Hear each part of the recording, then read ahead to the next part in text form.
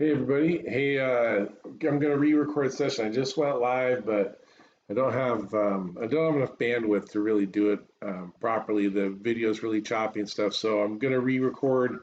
Thanks to all the subscribers out there.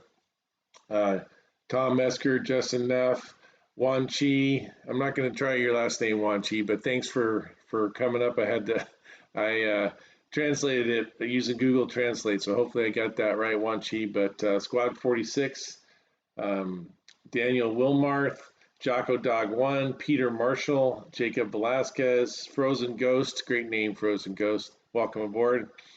B. Hannigan 3, and Brent Rubel. All of you guys, thanks for subscribing. This is episode 51, so one more week. Next week will be a year.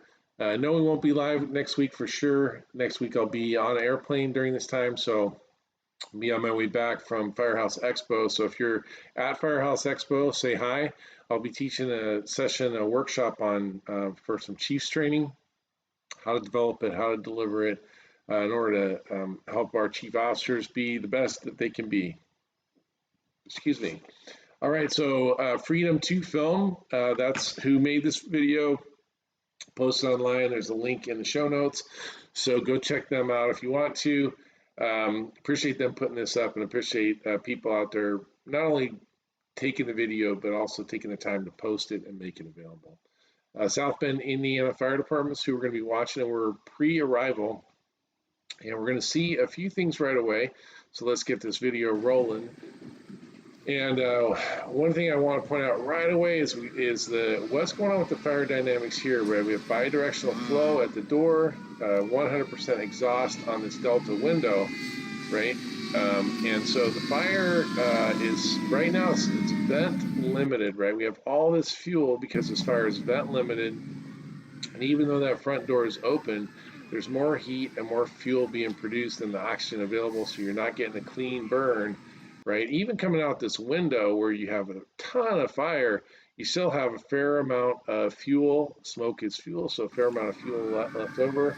So all of our attributes, volume, velocity, density, color, all really high coming out of this building, right? Coming out of the second floor windows, pushing out up here, and the bidirectional flow just pouring out underneath this porch roof. It's pretty right. Look at the velocity and the density here. I'm going to turn off the commentary. And so they're going to get going on this attack, and they're going to use a transitional attack here. And so what we want to be thinking about is what are our expectations for transitional attack. And one of the challenges right now to the Reading Smoke curriculum, and something I'm trying to figure out, and something I'm hoping that you're looking at, is where is the see the fire, how much damage are we going to do in a transitional attack, and that sort of thing. So what we want to watch for in a transitional attack is how much impact it has on VVDC on all these areas where we can see it. Now we know for sure he's going to impact this window, right? But is this window connected to this space? Maybe, maybe not. If it is, will this VVDC go away? Sure it will, right? But if they're not directly connected, then the velocity, in particular, the velocity and density will stay high here. And so we'll probably see a change in color, some decrease, but the water won't go around the corner, won't go through the door, right? So if the main fire is here, he'll kill this velocity and density. And if the main fire is somewhere other than this room, if it started here and extended back there, then the velocity and density is going to stay pretty steady even after he starts this fire attack. And so that's sort of the over-under we're looking at. And we want to look and say, okay, so he's hitting it now, right? The first thing that we can see is it takes a long time, right? It's not a super long time, but if it was just this room, right? If it was just this room, I mean, think about the size of this room here that he's putting this water into. And if that was the main body of the fire in that room, see, it got a little choppy when I started there. Let's try it again. If it stays choppy, yeah, we should be in pretty good shape. We'll go back 10 seconds, right? If he hits it and this is the main fire location, it's going to dampen down really pretty quickly with the flow into that space. But if it's pushing from over here, then it's going to take a little longer. He'll still be successful, but it's just going to take longer. And that read, right, that read that we're doing when we're actively fighting fire is super critical to our understanding of what's going on now and what we're going to do next. All right, so as he hits this, we're going to see that it takes quite a while, longer than I think would be necessary if that was the main fire room. I think this just takes a little bit longer than it would if that was the main fire and not an extension of the fire, right? Because as he cools those gases, as he cools the space, it's being replenished from this fire here. Now we're going to see some color change here, a very slight decrease in the velocity density, almost no change, maybe a tiny lift in this doorway here, right? But overall, still pretty high velocity density, significant volume, and the colors remaining black, right? A little bit of white tinge to a little bit of gray maybe added by that water, but not a ton. And we'll see that the fire is going to keep working here, and it's going to start working its way back to this exhaust again. Now, in these other areas, right, if we're going to complete inventory, have we had a significant change? Sure, right? So positive impact for sure of going through that window, but did not hit the main body of the fire, or the main body of the fire has extended, and so there's another piece of the fire still working. So as they set up, as they get masked up and get ready to go in this door, we're going to watch them go through here, and we're going to see what impact they have on the fire through reading the smoke. What impact do they have on this fire when they go through this front door? We're going to see that basically it just completely took the rest of it away, right? Once they went through that door, right, they go through this door, it almost completely kills this smoke from almost any area of the structure at that point in time. I'm really sorry for things getting choppy in the video today. That's just the vagaries of the technology I have available to me here at my Airbnb, but we can see that. Okay, so now we see a significant decrease all the way around, right? All the way around, significant decrease in volume, velocity, density, color. Colors almost completely changed to white. So now we're going to start to anticipate. We want to look around and pay attention to what's going on in other areas of the structure, and it has it extended. So I popped it forward. We're into the 3-4 minutes beyond. Let's go even just a little bit further, and we can see over the course of this time, we've had a significant increase in velocity, density, and a real significant change in color into the dark browns, which means that this attic space is definitely got a separate working fire somewhere up there. I mean, look at how much velocity and density switching over to brown, or switching from brown over to black, right? So if we look at this in comparison to where we were before, right, we can say that's a pretty significant change over the course of that time, right? So that's going to keep working.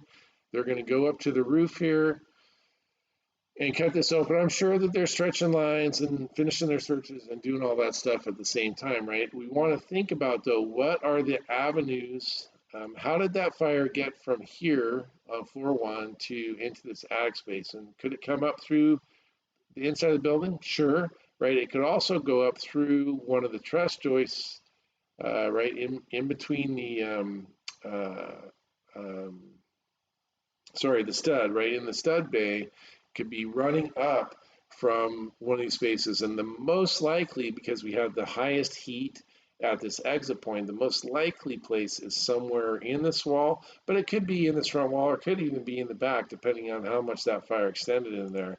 But somehow it made the leap from here to here, and less likely from the inside than from from the interior spaces as opposed to the wall space. Most likely in a wall space somewhere, and it's definitely working up there, right? It's definitely working up there. I'm going to pull this forward till we get to the area. Let's see, where are we at here? Okay, I'll put it back.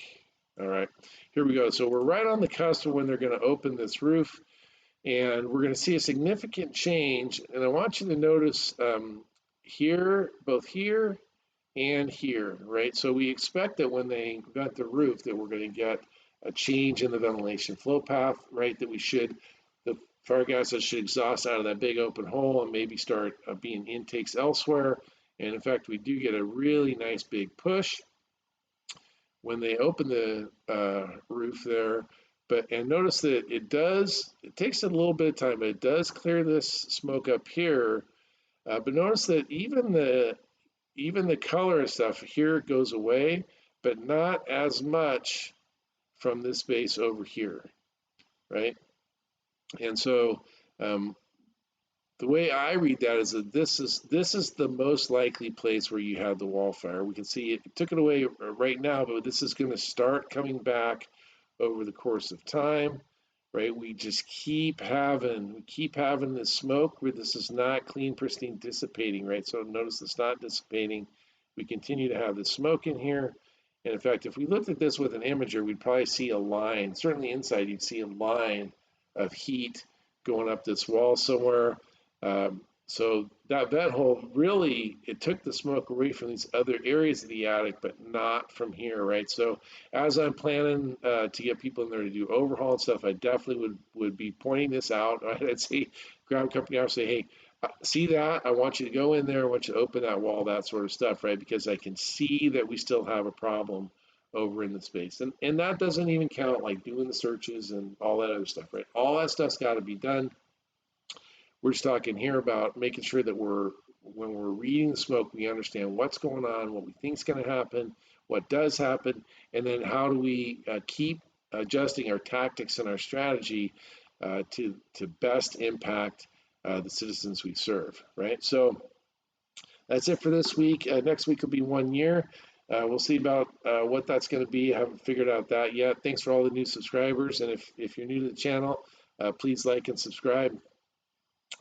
It helps me know, give me some comments if you like the videos, if you're using them for training. It helps me know that I'm having some impact out there.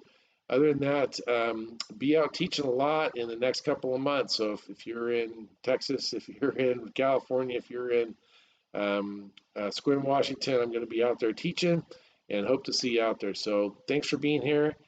For Reading Smoke with Phil Jose, episode 51. I'm Phil Jose, and I'm out. Bye.